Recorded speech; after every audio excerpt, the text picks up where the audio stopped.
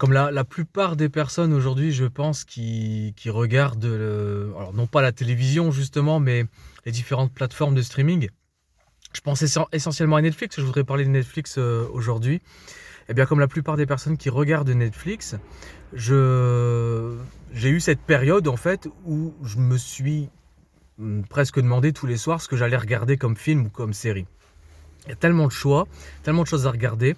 Le catalogue, est assez, impressionnant et puis en plus de Netflix, vous avez d'autres plateformes, vous avez Amazon Prime et puis il y a d'autres choses également. Ce sont des proposent tellement de contenu que, je voudrais bien savoir un petit peu dans les commentaires, me dire si ce que tu regardes comme film, ce que tu regardes comme série, sur Netflix et surtout si tu arrives réellement à regarder un film ou une série en étant pleinement concentré dessus. Aujourd'hui, il y a tellement de séries, tellement de films que parfois on va passer 1 heure et demie le soir ou peu importe, au moment où tu vas regarder Netflix, à choisir le film ou la série que tu souhaites regarder. Parce qu'à chaque fois que tu optes pour un film, tu te dis qu'il y a peut-être, en tout cas moi c'est ce que je me disais, il y a peut-être un meilleur film que ça. J'ai pas envie de perdre 1 heure et demie, 2 heures de mon temps sur un film, en sachant que peut-être à côté, il y aurait un film bien meilleur qui m'aurait plus d'avantages.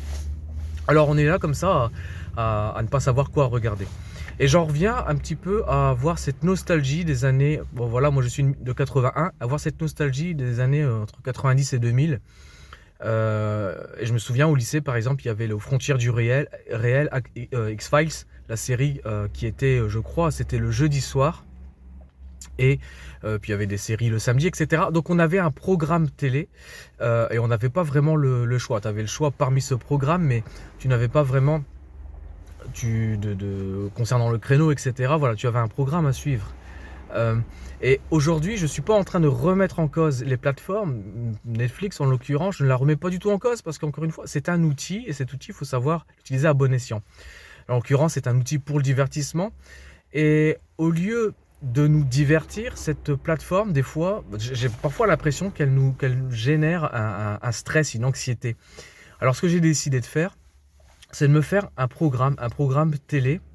C'est pas un programme télé, un programme de visionnage, parce que lorsqu'on parle de Netflix, on parle pas de télévision, c'est une chose complètement différente. De toute façon, je ne regarde plus TF1, je ne regarde plus la 6, c'est vraiment, bon, on pourra en parler dans une prochaine vidéo. Donc, me faire un programme, tout simplement, avec un film à regarder tous les soirs, admettons la semaine, et puis une série le samedi et un film le dimanche, peu importe le programme, et vraiment m'abstenir, suivre ce programme et éviter de se disperser, quitte à découvrir, à regarder des films et à être pourquoi pas déçu, mais dans tous les cas, parce que ça peut arriver, mais aussi de faire des découvertes, de nouvelles, enfin j'ai dire des nouvelles découvertes, oui, c'est un oxymore, un pléonasme, pardon, mais l'idée c'est vraiment de pas hésiter à s'aventurer justement. Voilà, je fais sur ma chaîne YouTube, je vais mettre un lien ici dans le descriptif de cette vidéo. C'est une vidéo qui est sur TikTok et sur YouTube également. Donc si tu regardes cette vidéo sur TikTok, normalement il y a dans le descriptif, dans la bio, je crois, on parle de bio sur TikTok, il y a un lien qui te permet de rejoindre ma chaîne YouTube et puis de découvrir tous les audios, les podcasts et les vidéos également que je fais sur YouTube où j'ai un peu plus le temps d'entrer en profondeur sur ce genre de sujet. Salut!